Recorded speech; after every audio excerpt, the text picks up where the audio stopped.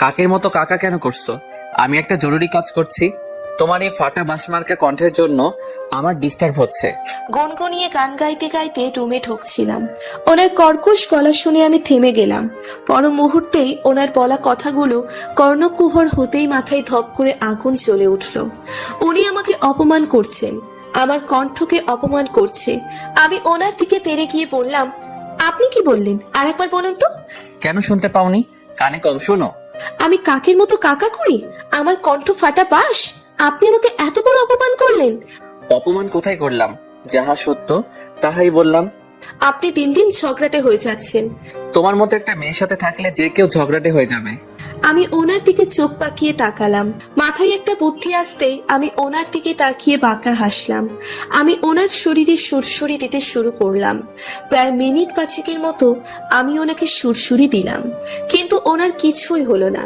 একটু হাসলেনও না। যেভাবে বসেছিলেন সেইভাবেই বসে আছেন। উনি আমার দিকে তাকিয়ে বাঁকা হেসে বলেন, এবার আমার ট্রান। মানে? আমি কারো কাছে ঋণী হয়ে থাকতে চাই না। আমি বাকিতে বিশ্বাসী নই, নগদে বিশ্বাসী। আমি কারো কাছে ধার রাখি না। কথাগুলো বলেই উনি আমাকে সুরসুরি দিতে শুরু করলেন। ওনার কিছু না হলেও আমার অবস্থা বেগতিক। হাসতে হাসতে আমি বিছানায় গড়াগড়ি খাচ্ছি। ওনাকে থামতে বলছি, কিন্তু উনি থামছেনই না। তোমার হাসির মতো তোমার কণ্ঠ অনেক ভয়ঙ্কর। আপনি আবারও আমার কণ্ঠকে অপমান করছেন। আপনি জানেন কত ছেলে আমার এই কণ্ঠের প্রশংসা করছে? কত ছেলে আমার এই কণ্ঠ শুনেই প্রেমে পড়ে গেছে? হঠাৎই উনি রেগে গিয়ে আমার হাত দুটো বিছানার সাথে চেপে ধরেন। হঠাৎ ওনার রেগে যাওয়ার কারণটা আমি বুঝতে পারছি না। ওনার এমন হঠাৎ আক্রমণে কোনোদিন না জানি আমি হার্ট অ্যাটাক করে ফেলি। উনি তীক্ষ্ণ কণ্ঠে বলেন, তুমি। উনি ওনার কথা আর সম্পূর্ণ করতে পারলেন না, তার আগেই ওনার ফোনটা বেঁচে ওঠে। উনি আমার এক হাত ছেড়ে দিয়ে ফোনটা বের করলেন। ফোনের স্ক্রিনে এক পলক তাকিয়ে উনি আমাকে ছেড়ে দিলেন। ফোনটা নিয়ে ঝটপট ব্যালকনিতে চলে গেলেন। উনি ব্যালকনিতে চলে যেতেই আমি হাঁপ ছেড়ে বাঁচলাম। এতক্ষণ যেন দমটা আটকে ছিল। কতক্ষণ ধরে লাফাচ্ছি ফুলটা পাড়ার জন্য, কিন্তু কিছুতেই নাগাল পাচ্ছি না। এই বাসার সামনে একটা মোটামুটি বড় একটা বাগান আছে, বিভিন্ন ফুল গাছে ভরপুর। ফুল আমার বরাবরই প্রিয়, বেলি ফুল একটু বেশিই প্রিয়। হট করে ইচ্ছে জাগলো বেলি ফুলের মালা গাঁথার। নিজের ইচ্ছেকে প্রাধান্য দিয়ে ফুল পাড়তে এসেছিলাম, কিন্তু হাত দিয়ে ফুল কিছুতেই নাগাল পাচ্ছি না। হুট করে কারো হাসির শব্দ শুনে আমি ভয় পেয়ে গেলাম। হাসির শব্দটা একদমই অপরিচিত। আমি ঘাড় ঘুরিয়ে পেছনে তাকাই। আমার থেকে একটু দূরে রুদ্র দাঁড়িয়ে আছেন। বুকে দুই হাত গুছিয়ে দেওয়ালের সাথে হেলান দিয়ে দাঁড়িয়ে আছেন। আমি চোখ বড় বড় করে ওনার দিকে তাকিয়ে আছি। উনি যে হাসতেও পারেন সেটা আমার অজানা ছিল। ত্রয়ীর মতো আজকে আমারও মনে হচ্ছে উনি এত কিউট কেন। ওনার হাসিতে আমি ফিদা হয়ে গেলাম। উফ, এই মানুষটা এত পারফেক্ট কেন? ওনার সবকিছুই নিখুঁত। হাসলেও যে একটা মানুষকে এত সুন্দর লাগতে পারে আমার জানা ছিল না। ইচ্ছা করছে কপালে একটা নজর ফোঁটা দিয়ে দিই, যাতে কেউ নজর না দিতে পারে। উনি আমার দিকে এগিয়ে আসতে আসতে বলেন, তোমার মতো আঙ্গুর সাইজ মেয়ে এই ফুল নাগাল পাবে না। আমি গাল ফুলিয়ে ওনার দিকে তাকাই। উনি কিউট না, আস্ত একটা বজ্জাত। আমাকে পেঁচ মেরে কথা বলার একটা সুযোগও উনি ছাড়েন না। আমি চলে আসতে নিলেই উনি আমাকে ডেকে ওঠেন। কি হলো, ফুল নিবা না? না, এই ফুলগুলো দেখতে ভালো না। আমার কথা শুনে উনি আরো বেশি হাসা শুরু করে দিয়েছেন, যেন আমি কোনো জোকস বলছি। উনি হাসতে হাসতে আমার উদ্দেশ্যে বলেন, তোমার অবস্থা হয়েছে শিয়ালের মতো। আঙ্গুর ফল টক। আমি ওনার দিকে তাকিয়ে রাগে কটমট করতে করতে বলি, আমার কোচিং এর সময় হয়ে গেছে। আপনি কি নিয়ে যাবেন, নাকি আমি একাই চলে যাব? আজকে আমার কোথাও যেতে ইচ্ছে করছে না। তুমি একাই চলে যাও। যেতে পারবা তো একা? রাস্তা চিনবা? তুমি তো আবার পিচ্ছি, রাস্তা টাস্তা হারিয়ে ফেলতে পারো। আমি ওনার দিকে চোখ রাঙিয়ে তাকাই, তারপর শব্দ করে হেঁটে চলে আসি। শব্দ করে হেঁটে আসার উদ্দেশ্য হলো ওনাকে বোঝানো আমি ভীষণ রেগে আছি। উনি নিয়ে আসবেন না বলেও নিয়ে এসেছেন। আমি প্রথমে ওনার সাথে না আসতে চাইলে উনি বলেন, তোমাকে নিয়ে রিস্ক নেওয়া যাবে না। বউ গেলে বউ পাওয়া যাবে, কিন্তু এমন কিউট বউ পাওয়া যাবে না। কোচিং এ আসতেই ত্রয়ীর বকবক শুরু হয়ে গেছে। ওর কথাটাকে পাত্তা না দিয়ে ক্লাসে চলে আসি। স্যার ক্লাস করাচ্ছেন, হঠাৎ করে কেউ গুতা মারল। পাশে তাকিয়ে দেখি ত্রয়ী। আমি ইশারায় জিজ্ঞেস করে কি হয়েছে। ত্রয়ী ফিসফিস করে বলে, ওই ছেলেটা তোর কি হয় রে, বল না প্লিজ। আমি ত্রয়ীর দিকে চোখ রাঙিয়ে তাকাই। আমার চোখ রাঙানো দেখে ত্রয়ী চুপ করে যায়। অতঃপর মনোযোগ সহকারে সবগুলো ক্লাস শেষ করি। ক্লাস থেকে ভাব নিয়ে বের হলাম। ত্রয়ী তখন থেকে এক প্রশ্নই করে যাচ্ছে। আমি ত্রয়ীর প্রশ্নের উত্তর না দিয়ে একটু বেশি ভাব নিয়ে হাঁটছি। তুই তো ভাব নিচ্ছিস কেন, বল না ছেলেটা কি। আমি বেশ ভাব নিয়ে বললাম, আমার খালাতো ভাই। আমার কথা শুনে ত্রয়ী অবাক হয়ে যায়। অবিশ্বাসের সুরে বলে, তুই সত্যি বলছিস রিয়া? আমার তো বিশ্বাসই হচ্ছে না, ওই কিউট ছেলেটা তোর খালাতো ভাই। আমি জ্ঞান হারাবো সত্যি। আল্লাহ, এই মাইয়ার রুদ্র আমার খালাতো ভাই এটা শুনেই জ্ঞান হারানোর মতো ভাব করছে। যদি শুনতো রুদ্র আমার হাজবেন্ড, তাহলে হয়তো হার্ট অ্যাটাক করতো। এত সুন্দর খালাতো ভাই থাকতে তুই সিঙ্গেল? আমার বিশ্বাস হচ্ছে না। রিয়া, সত্যি করে বলতো, তোর খালাতো ভাইয়ের সঙ্গে তোর কোনো চক্করটক্কর চলছে না তো? এত সুন্দর একটা ছেলে চোখের সামনে থাকলে সিঙ্গেল থাকা অসম্ভব। বইন, সবাই তো আর তোর মতো না। রাস্তাঘাটে যাকে দেখিস তাকে দেখেই ক্রাশ খাস। বাইক আছে এমন ছেলে দেখলে তো তুই পাগল হয়ে যাস। হোয়াট এ বাইক বলে চিৎকার শুরু করিস। তোর আব্বু আসছে তোকে নিতে। যা এখান থেকে ফুট এখন। আজকে তোর কথা শুনে আমি একটু রাগ করব না। তোর খালাতো ভাইকে আমার ভীষণ ভালো লেগেছে। ওনাকে পটাতে তুই আমাকে সাহায্য করবি, বুঝলি? কথাগুলো বলে লজ্জা লজ্জা মুখ করে ত্রয়ী চলে গেল। আমি ত্রয়ীর চাওয়ার দিকে আহম্মকের মতো তাকিয়ে আছি। আমার জামাইকে পটানোর জন্য আমার কাছেই হেল্প চাইছে।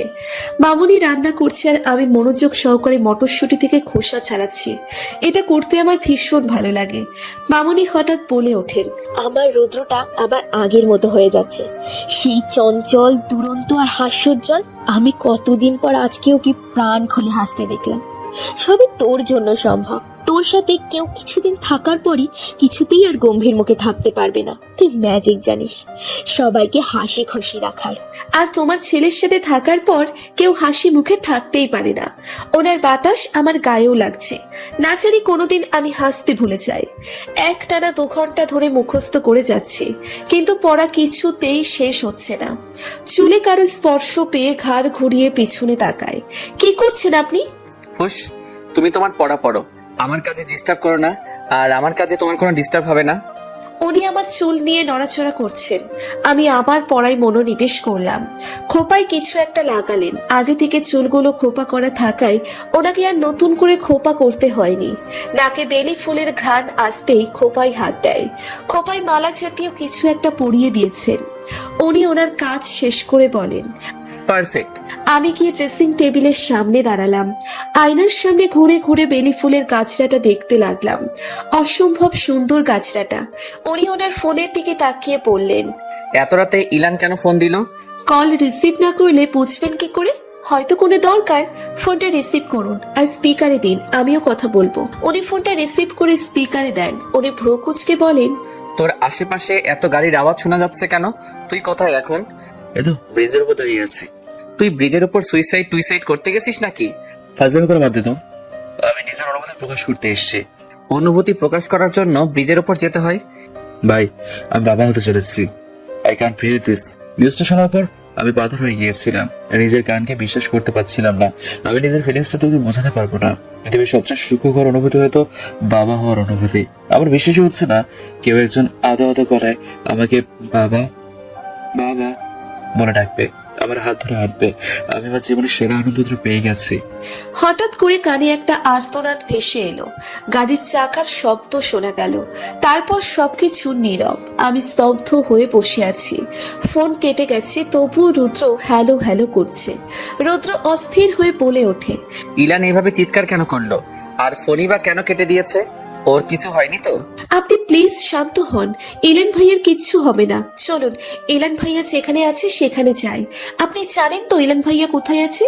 রুদ্র মাথা নেড়ে হ্যাঁ বলে। রুদ্র ব্রিজের রেলিং ঘেঁষে বসে আছে। রুদ্র যেন পাথর হয়ে গেছে। অনিমেষ তাকিয়ে আছে অদূরে পড়ে থাকা এলান ভাইয়ার ফোনটার দিকে। অ্যাক্সিডেন্টের খবর শুনে পুলিশ চলে এসেছিল। পুলিশ ধারণা করছে যে এলান ভাইয়া ব্রিজ থেকে পানিতে পড়ে গেছে। এই নদীতে পড়ে যাওয়ার পর বেঁচে থাকা অসম্ভব। আমিও রুদ্রের পাশ ঘেঁষে বসে আছি। চোখ দিয়ে টপ টপ করে জল গড়িয়ে পড়ছে। আমার বিশ্বাসই হচ্ছে না এলান ভাইয়া আর নেই। কিছুক্ষণ আগেও কতটা হাসি খুশি ছিল। মুহূর্তের মাঝে সেই ব্যক্তিটা পৃথিবী ছেড়ে চলে গেছে। আমি মানতে পারছি না। সেখানে রোনা আপু কিভাবে মেনে নিবে? আজকে জানতে পেরেছে রোনা আপু মা হতে চলেছে। আজকেই স্বামীর মৃত্যুর খবর কিভাবে নিবে? হঠাৎই রুদ্রের ফোনটা বেজে ওঠে। ফোনের স্ক্রিনের নামটা দেখে কান্নাগুলো তলা পাকিয়ে আসছে। হাউমাউ করে কাঁদতে ইচ্ছে করছে। রোনা আপু এলান ভাইয়ার মৃত্যুর শখ নিতে পারবে? কান্না আটকিয়ে ফোনটা রিসিভ করি। আমি হ্যালো বলতেই ওপাশ থেকে হাসি খুশি একটা কণ্ঠ ভেসে আসে। রিয়া, কেমন আছো? তোমাকে একটা গুড নিউজ দেওয়ার আছে। আমি মা হতে চলেছি আর তুমি ফুপি। এবার কিন্তু তোমার পালা। কবে আমাদের গুড নিউজ শোনাবে? মুখ দিয়ে কোনো কথা বের হচ্ছে না। চোখ দিয়ে অনবরত জল গড়িয়ে পড়ছে। রোনা আপু নিজের সন্তান আসার খবর শুনে কতটা খুশি। ইলান ভাইয়ার মৃত্যুর খবর শোনার পর কে হাসি খুশিটা থাকবে? আমি কিছুতেই ইলান ভাইয়ার মৃত্যুর খবর রোনা আপুকে বলতে পারবো না। খট করে ফোনটা কেটে দিলাম। নিস্তব্ধ পরিবেশে ভেসে আছে কিছু মানুষের কান্নার শব্দ। ইলান ভাইয়ার মৃত্যুর খবরটা কারো বিশ্বাসই হচ্ছে না। সবার চোখেই জল। ইলান ভাইয়ার জন্য সবাই কাঁদতে বাধ্য, কারণ তিনি এমনই একজন মানুষ, মুহূর্তের মাঝে সবাইকে আপন করে নিতে পারে। সবাইকে হাসি খুশিতে মাতিয়ে রাখতে উনি একাই যথেষ্ট। রুদ্র পাথরের মতো সিঁড়ি বসে আছেন। কাঁদতে কাঁদতে হয়তো চোখের জল শুকিয়ে গেছে। সারা রাস্তা এক ফোঁটাও কাঁদেননি। এই বাসায় আসার পরই ইলান ভাইয়ার আম্মুকে জড়িয়ে ধরে বাচ্চাদের মতো হাউমাউ করে কেঁদে দিয়েছেন। এমন একটা কঠোর ব্যক্তিত্ব সম্পন্ন মানুষ যে এভাবে কাঁদতে পারে আমার বিশ্বাসই হচ্ছিল না। প্রিয়জন হারানোর ব্যথা হয়তো পাথরের মতো মনকেও গলিয়ে দেয়। রোনা আপু খবরটা শোনার পরপরই জ্ঞান হারিয়েছে। এখনো জ্ঞান ফেরেনি। ইলান ভাইয়ার আম্মুও অসুস্থ হয়ে পড়েছে। ওনার এক কথা, নিজের ছেলেটাকে শেষ দেখা দেখতে পারলাম না। ইলান ভাইয়ার বাবা কয়েক বছর আগে মারা গেছেন। ইলান ভাইয়ার পরিবার বলতে রুনা আপু আর ওনার মা। হঠাৎই রুদ্র সিঁড়ি থেকে উঠে দাঁড়ায়, হেঁটে সোজা বাইরে চলে গেলেন। আমিও ওনার পিছু পিছু গেলাম। এই মুহূর্তে ওনাকে একা ছাড়া একদমই ঠিক না। উনি সোজা গাড়ি নিয়ে চলে গেলেন। আমি পিছন থেকে কত ডাকলাম, কিন্তু উনি শুনলেনই না। মৃত্যু একটা চিরন্তন সত্য। মৃত্যু সবার জন্যই অবধারিত। সবাইকেই একদিন না একদিন মৃত্যুর স্বাদ গ্রহণ করতেই হবে। কারো জন্য কারো জীবন থেমে থাকে না। ইলান ভাইয়া আমাদের মাঝে নেই আজকে 2 দিন হলো। গ্রামে একটা কথা প্রচলিত আছে, আজকে মরলে কালকে 3 দিন। সত্যি চোখের পলকে 2 দিন হয়ে গেল। ওই দিন রুদ্র ওইভাবে বাসা থেকে বের হয়ে যাওয়ার পর রুদ্র আর বাসায় ফেরেনি। আমি ওই দিন মামুনি আর আঙ্কেলের সাথে বাসায় ফিরে এসেছিলাম। এই 2 দিনের মাঝে বেশ কয়েকবার ওই বাসায় গিয়েছি। রোনা আপুর দিকে তাকানো যায় না, কারোর সাথে কথা বলে না, শুধু নিষ্প্রভ তাকিয়ে থাকে। এই 2 দিনে রুদ্রকে আমি আর মামুনি 1000টা কল দিয়েছি, কিন্তু রুদ্র রিসিভ করেনি। টেনশনে যখন আমরা অস্থির হয়ে উঠেছিলাম, ঠিক তখনই রুদ্রের এক বন্ধু ফোন দিয়ে বলে রুদ্র তার কাছে আছে। রুদ্র একদম ঠিক আছে, নিজেকে সামলে নিলে ওনাকে বাসায় পাঠিয়ে দেবেন। উনি ঠিক আছেন শুনে আমরা সবাই স্বস্তির নিঃশ্বাস ফেলি। 2 দিন ধরে কোচিংয়ে যাওয়া হয় না। আগামীকাল থেকে কোচিংয়ে যেতে হবে। ত্রয়ীর কাছ থেকে পড়া জেনে পড়তে বসেছিলাম। ঠিক তখনই উনি বাসায় ফিরে আসেন। কোনো দিকে না তাকিয়ে সোজা ওয়াশরুমে চলে যান। ওয়াশরুম থেকে ফ্রেশ হয়ে এসে ব্যালকনিতে চলে গেলেন। আমিও খাতা কলম রেখে ওনার পিছু পিছু আসি। উনি ব্যালকনিতে বসে বাইরের দিকে তাকিয়ে আছেন। আমিও ওনার পাশে বসে পড়ি। উনি আমার দিকে এক পলকও তাকাননি। 2 দিনেই নিজের কি অবস্থা করেছেন উনি। চোখ মুখ শুকিয়ে গেছে। ঠিকমতো যে খাওয়া দাওয়া করেননি সেটা ওনাকে দেখেই বোঝা যাচ্ছে। চোখ দুটো লাল হয়ে আছে, চোখের নিচে কালি পড়ে গেছে। এগুলো ওনার নির্ঘুম রাত কাটানোর সাক্ষী। আমি ওনার কাঁধে হাত রাখতেই উনি আমাকে জড়িয়ে ধরে কেঁদে দেন। কান্না মিশ্রিত গলায় বলেন, যারা এখনো আমাদের ফেসবুক গ্রুপে জয়েন হন নাই তারা এখনই গিয়ে জয়েন হন। ফেসবুক গ্রুপের লিংক ভিডিও ডেসক্রিপশন বক্সে দেওয়া আছে।